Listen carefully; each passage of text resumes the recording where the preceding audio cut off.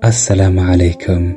soo dhowaada walaalayaal, ku soo dhowaada janaalka nolosha akhriska, meelaan ku wadaagi doono xikmado, aqoon iyo waxyaabo maskaxdeena kobcinaya. su-aashu waxay noqonaysaa, maxaan ku soo gudbinaynaa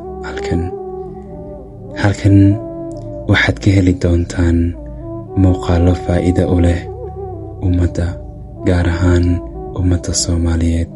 waxaad halkan ka heli doontaa macluumaad badan sida akhriska qur'aanka kariimka, bugaag xikmad leh, waxyigelin, fariimo kobcinaya nolosheena adduun iyo aakhiro labadaba. ujeedkeennu waa inaan iftiimino aragtida nolosha, isla markaana aan wax ku kordhinno nolosha dadka daawanaya. runtii waxaan leeyahay waad mahadsantihiin mar walba sidii garab taagan tihiin.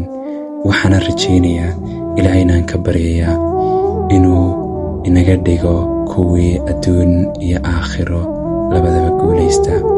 idinkana waxaan idinka filayaa soo dhoweyn qurux badan iyo inaad iguna garab istaagtaan safarkan dheer ee aan rabo inaan ummadda wax ugu soo gudbiyo wax anfacaya adduunkooda iyo aakhiradooda labadaba.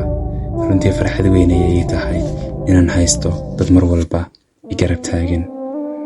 gunaanadkii, haddii aad raadinayso wax naftaada wax taro leh, halkan ayaad joogtaa.